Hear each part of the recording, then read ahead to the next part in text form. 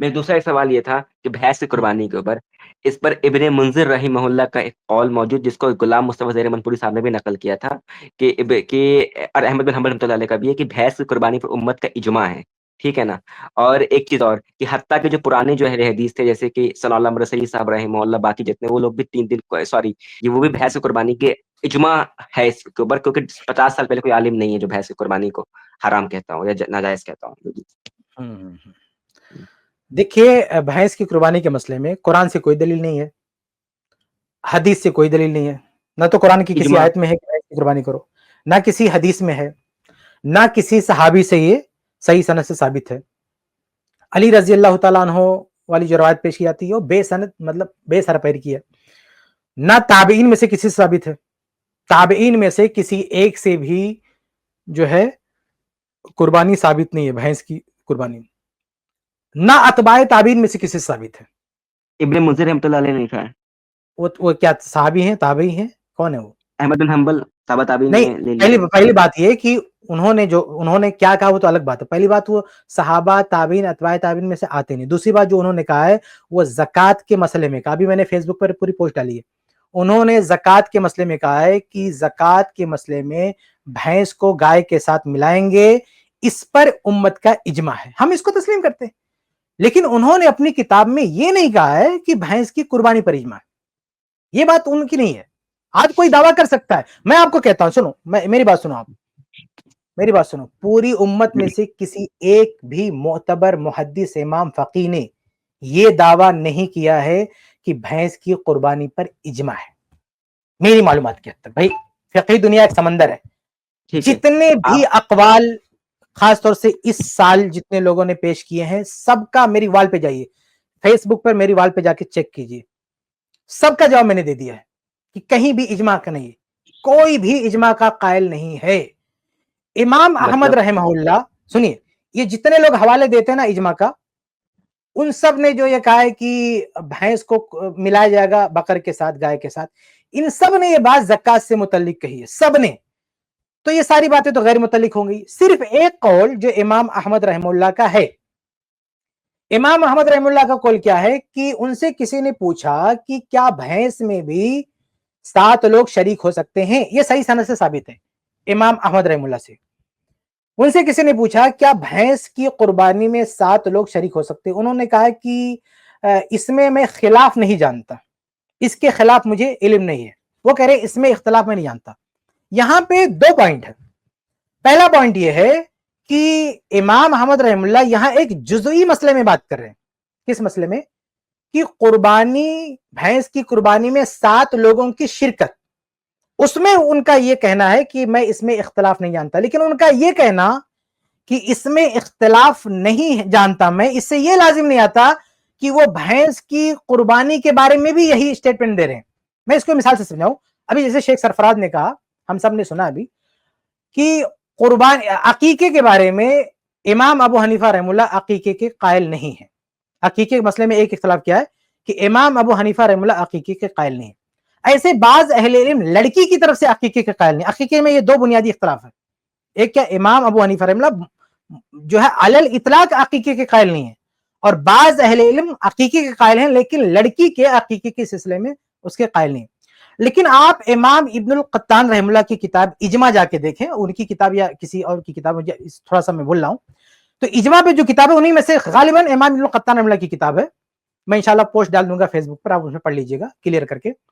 غالباً امام ابن القطان رحمہ اللہ کا قول ہے کہ اگر جڑواں بچے پیدا ہوں تو ان کے عقیقے کے بارے میں کسی اختلاف کو نہیں جانتا، جڑواں بچے پیدا ہوں تو ان کے عقیقے کے بارے میں یعنی ان میں سے ہر ایک کی طرف عقیقہ کیا جائے گا، اس مسئلے میں کوئی اختلاف میں نہیں جانتا۔ اب وہ جو جزئی مسئلے میں انہوں نے کہا کہ جڑواں بچے کے عقیقے کے بارے میں ہر ایک کی طرف سے عقیقے کے بارے میں کوئی اختلاف نہیں جانتا، تو اس کو بنیاد بنا کے ہم یہ کہتے ہیں کہ عقیقے میں بھی کوئی اختلاف نہیں ہے، نفس عقیقے کی مشروعیت میں کوئی اختلاف نہیں ہے، ایک طرف 2 طرح کا اختلاف ہے۔ امام ابو حنیفہ رحمہ اللہ پوری طرح سے خارج کریں عقیقے کو کہ ہم اس کو نہیں مانتے، اور بعض اہل علم کہتے ہیں لڑکیوں کی طرف سے عقیقہ نہیں ہے، تو اختلاف موجود ہے، لیکن یہ کہہ دینے سے کہ جڑواں بچے میں سے ہر ایک کی طرف سے عقیقہ کیا جائے گا اس میں کوئی اختلاف نہیں ہے، یہ کہہ دینے سے یہ لازم نہیں آتا کہ عقیقے میں بھی وہ اتفاق نقل کر رہے ہیں۔ یہ پہلا پوائنٹ ہے کہ امام احمد رحمہ اللہ نے بھینس کی قربانی کے بارے میں یہ بات نہیں کہی ہے، انہوں نے 7 لوگوں کی شرکت کے بارے میں کہی، بالکل ایسے جیسے امام ابن قطان رحمہ اللہ نے جڑواں بچے کے بارے میں بات کہی ہے، انہوں نے عقیقے کے بارے میں نہیں کی کہ سب کا اتفاق ہے. ٹھیک ہے.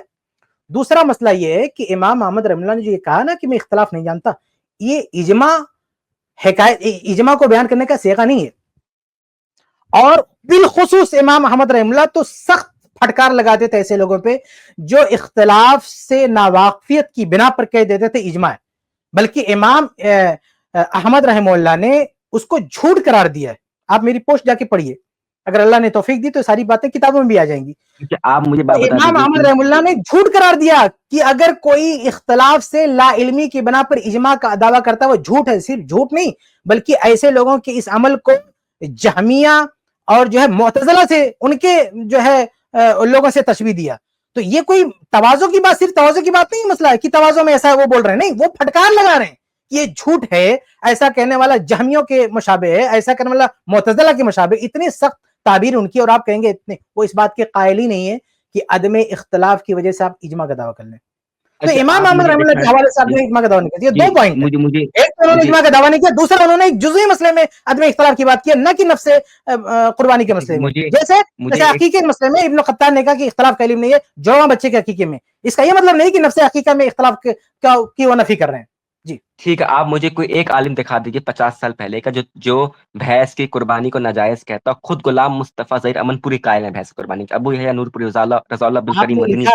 آپ نے لکھا ہے آئی ایم اہل حدیث. جی جی. آپ کہاں رہتے ہیں؟ آپ کہاں کے ہیں؟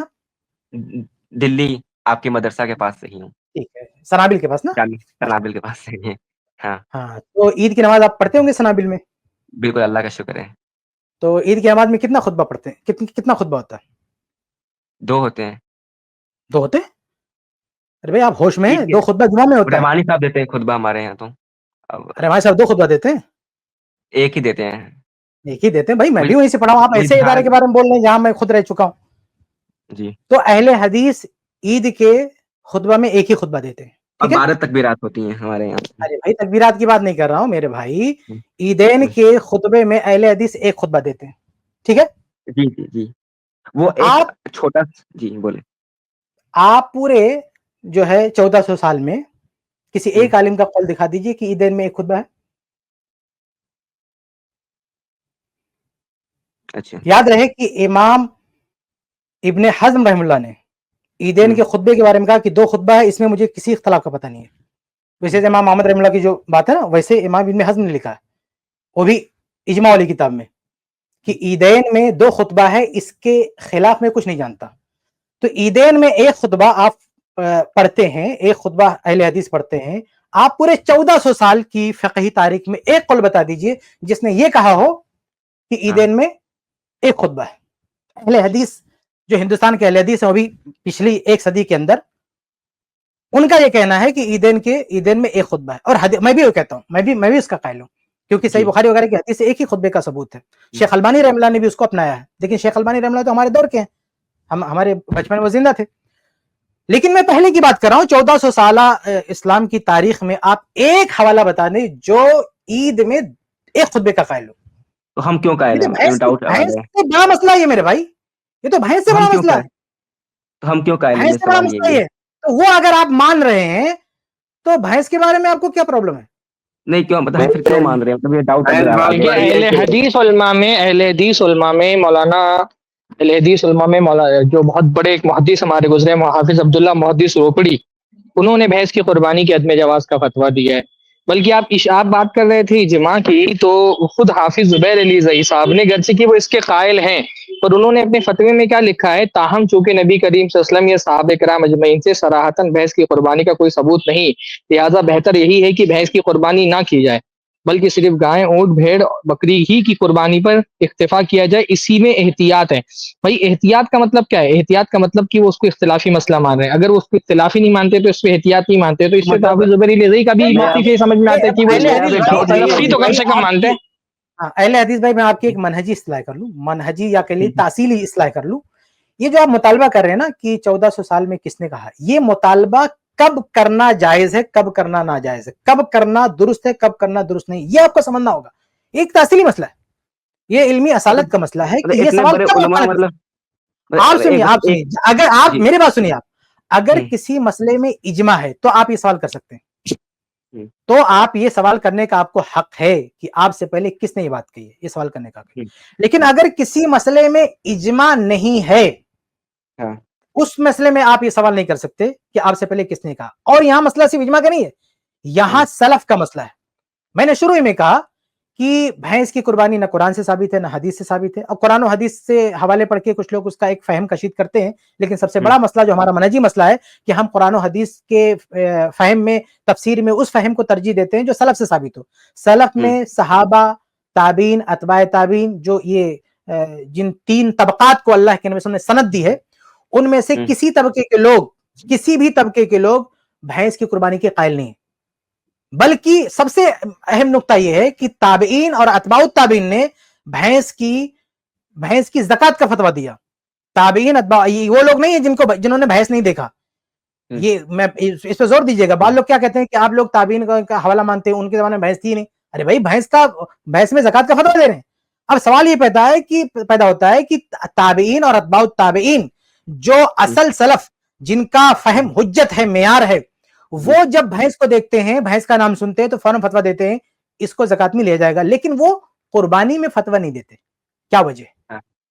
حالانکہ حالات اس کے بھی متقاضی ہیں. اگر کیسا کوئی معنی موجود ہوتا نا تو بھی بات مان لی جاتی. کوئی معنی موجود نہیں ہے، حالات اس کے متقاضی ہوں. اور یہ اصولی بات ہے کہ سلف میں یا عہد رسالت میں یا عہد صحابہ میں اگر کسی کام کرنے کا حالات موجود ہو، کام نہیں کیا گیا تو اس کا ترک ہی سنت ہے. سنت ترکیہ بھی کوئی چیز ہوتی ہے، سنت ترکیہ بھی کوئی چیز ہوتی ہے.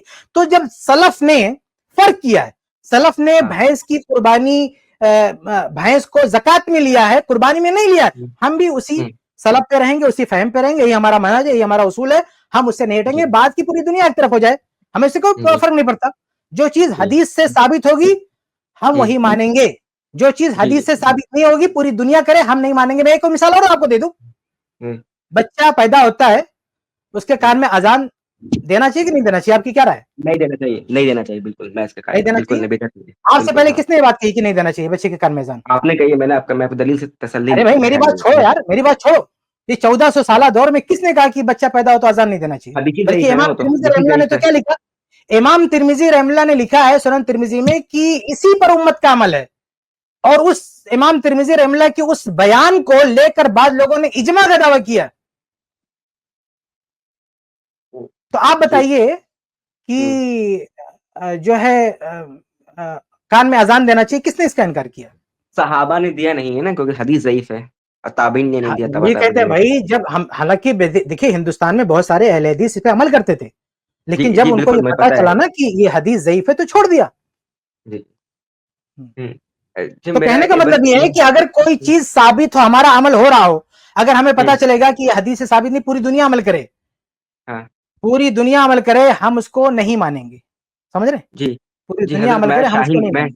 جی میں شاہین باغ میں رہتا ہوں. شاہین باغ میں ہی سنابل ہے نا آپ کا جو مدرسہ ہے، جانتے ہوں گے آپ شاہین باغ کا نام. تو 7 سال گزارا میں نے وہاں پہ. ہاں جی میں وہیں پہ رہتا ہوں. تو میرا جیسے کہ میرا سوال بس مطلب غلام مصطفیٰ ظہیری میں تو ایک محدث کا درجہ رکھتے ہیں، تو وہ بھی اب مطلب بھینس کی قربانی، میں نے خود حصہ لے لیا بھینس کی قربانی میں. اب میں کیا؟ ارے بھائی آپ ان کی بات سنیے، آپ کو لگتا ہے ان کی بات صحیح تو مان لیجئے.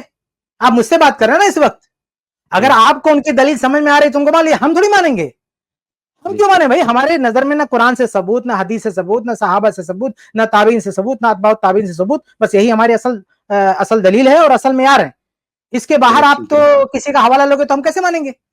شیخ زبیر علی زئی صاحب، جن کو استاد مانا جاتا ہے ان حضرات کا، جن کا آپ نام لیتے ہیں، وہ کہتے ہیں کہ وہ خود کہتے ہیں کہ جو اصل ان کے نظر میں جو حجت ہے وہ صحابہ ہیں اور اس کے بعد کے تابعین ہیں.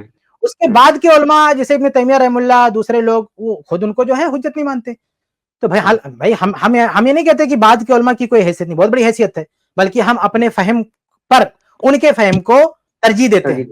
جو خیر القرون کے بعد کی ان کی بات نہیں کر رہا ہوں کہ ہم اپنے فہم کے مقابلے میں ان کے فہم کو برتر کہتے ہیں. لیکن جب ان کا فہم سلف کے فہم سے ٹکرائے گا تو ہم سلف کے فہم کو ان پر برتری دیں گے، سلف کے فہم کو ان پر ہم جو ہے راضی قرار دیں گے. تو بھینس کی قربانی کے مسئلے میں اپنی فہم کی بات نہیں کر رہے ہیں. جو سلف ہیں، صحابہ، تابعین، اتباع التابعین، یہ فرق کرتے ہیں. بھینس کی زکات تو دیتے ہیں، قربانی نہیں کرتے، اس لیے ہم ان کے فہم کو پوری امت پر ترجیح دیں گے بعد کے لوگوں پہ. چلیے ٹھیک ہے، مجھے بہت اچھا لگا سے بات کر کے. کیا بولتے ہیں، مطلب میں بھی شاہین باغ کا وہیں پڑھے تو. ارے بھائی شاہین باغ میں بھی رہ چکا ہوں، آپ کیوں بار بار شاہین باغ کے کیوں حوالہ دے رہے ہیں؟ وہاں پہ رہتے ہیں. वहाँ की हर गली घूम चुका हूँ मैं, पूरा एरिया घूम चुका हूँ। जी, जी, चलिए 6-7 साल चलिए रह चुका हूँ। जज़ाकल्लाह खैर, शुक्रिया।